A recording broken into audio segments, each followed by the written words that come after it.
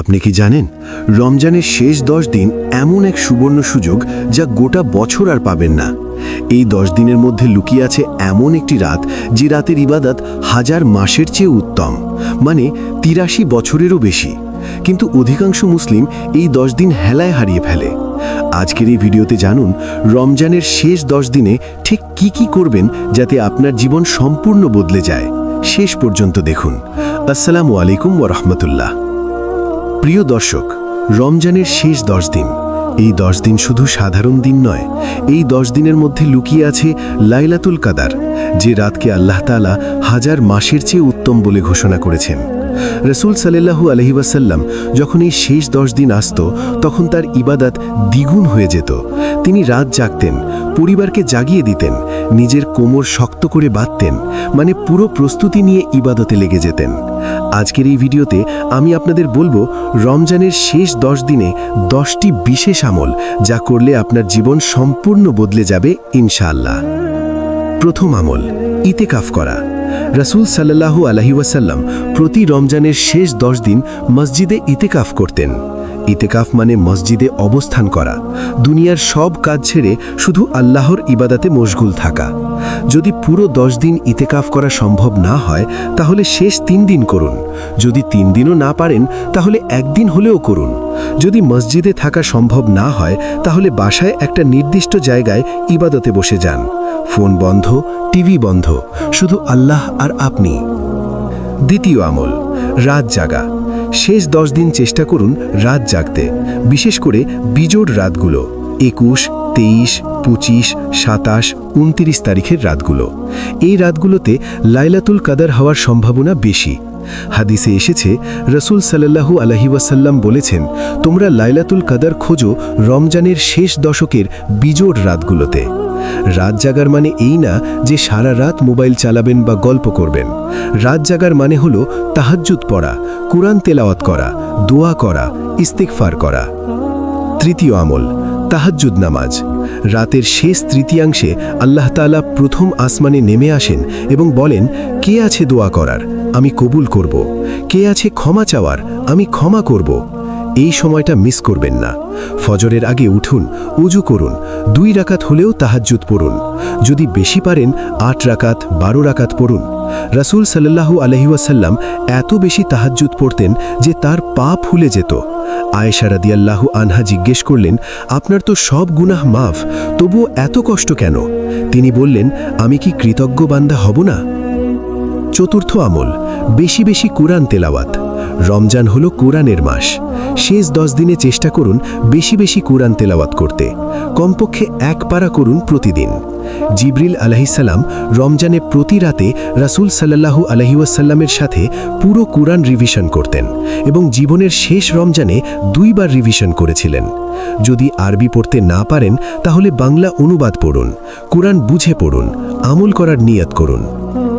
পঞ্চম আমল, লাইলাতুল কাদারের বিশেষ দোয়া।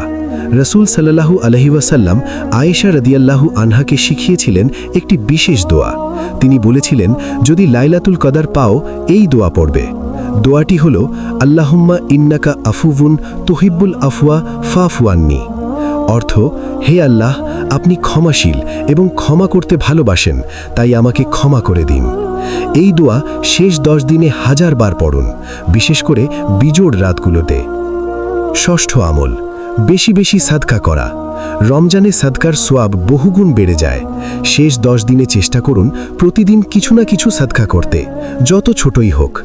রাসূল সাল্লাল্লাহু আলাইহি ওয়াসাল্লাম রমজানে এত বেশি দান করতেন যে তাকে তুলনা করা হতো প্রবাহিত বাতাসের সাথে, যা সব কিছু দিয়ে দেয়। গরিবদের খাবার দিন, ইফতার করান, মসজিদে দান করুন, ইয়াতিমখানায় দিন, যে কোনো ভালো কাজে খরচ করুন। সপ্তম আমল, ইস্তিগফার করা। শেষ 10 দিনে 1000 বার ইস্তিগফার করুন। আস্তাগফিরুল্লাহ বলতে থাকুন। আস্তাগফিরুল্লাহাল্লাযী লা ইলাহা ইল্লা হুয়াল হাইয়ুল কাইয়্যুম ওয়া আতুবু ইলাইহি পড়ুন। আল্লাহ বলেছেন, তোমরা তোমাদের রবের কাছে ক্ষমা চাও, নিশ্চয়ই তিনি ক্ষমাশীল। যত বড় গুনাহি করে থাকুন, ইস্তিগফার করুন। আল্লাহর রহমত তার ক্রোধের চেয়ে অনেক বেশি। অষ্টম আমল, পরিবারকে ইবাদতে উৎসাহিত করা। রাসূল সাল্লাল্লাহু আলাইহি ওয়াসাল্লাম শেষ 10 দিন পরিবারকে জাগিয়ে দিতেন ইবাদতের জন্য। আপনিও আপনার স্ত্রী, সন্তান, পরিবারকে ইবাদতে উৎসাহিত করুন। একসাথে তারাবি পড়ুন, একসাথে তাহাজ্জুদ পড়ুন, একসাথে কুরআন তেলাওয়াত করুন। বাচ্চাদের শেখান লাইলাতুল কদর কি, তাদের দিয়ে দোয়া করান, তাদের সাথে নিয়ে সদকা করুন। এভাবে তারা ছোট থেকেই শিখবে। নবম আমল, দুনিয়াবি ব্যস্ততা কমিয়ে দেওয়া। শেষ 10 দিনে চেষ্টা করুন দুনিয়াবি কাজ যতটা সম্ভব কমিয়ে দিতে। বেশি প্রয়োজন না হলে বাজার করতে যাবেন না, শপিং করবেন না, ঘোরাঘুরি করবেন না। রাসূল সাল্লাল্লাহু আলাইহি ওয়াসাল্লাম নিজের কোমর শক্ত করে বাঁধতেন। এর মানে হলো দুনিয়ার সব কাজ থেকে দূরে থাকতেন এবং পুরো মনোযোগ ইবাদতে দিতেন। সোশ্যাল মিডিয়া কমান, টিভি বন্ধ রাখুন, অপ্রয়োজনীয় কথাবার্তা বন্ধ করুন। ফোকাস রাখুন শুধু আল্লাহর ইবাদতে। দশম আমল, নিজের জন্য এবং সবার জন্য দোয়া করা। শেষ 10 দিনে বিশেষ করে সিজদায় বেশি বেশি দোয়া করুন। রাসূল সাল্লাল্লাহু আলাইহি ওয়াসাল্লাম বলেছেন, বান্দা আল্লাহর সবচেয়ে কাছে থাকে সিজদায়। নিজের জন্য দোয়া করুন, পরিবারের জন্য দোয়া করুন, মা বাবার জন্য, সন্তানের জন্য, আত্মীয়দের জন্য, বন্ধুদের জন্য, সব মুসলমানদের জন্য, মৃতদের জন্য। দুনিয়ার যা চান চান, আখিরাতের যা চান চান, জান্নাত চান, জাহান্নাম থেকে মুক্তি চান, সব কিছু চান। প্রিয় দর্শক, রমজানের শেষ 10 দিন এমন এক সুবর্ণ সুযোগ যা বছরে একবারই আসে এবং আমরা জানি না আমাদের জীবনে আর কতটি রমজান পাব। হয়তো এই রমজানই শেষ রমজান। তাই এই শেষ 10 দিনকে হালকাভাবে নেবেন না, পুরো শক্তি দিয়ে ইবাদত করুন যেন এটাই আপনার শেষ রমজান। আল্লাহ তাআলা আমাদের সবাইকে এই শেষ 10 দিন সঠিকভাবে কাজে লাগানোর তৌফিক দান করুন। লাইলাতুল কদর নসিব করুন, জান্নাত দান করুন। আমিন। ভিডিওটি ভালো লাগলে লাইক করুন, কমেন্টে লিখুন ইনশাআল্লাহ করব, শেয়ার করুন সবার সাথে।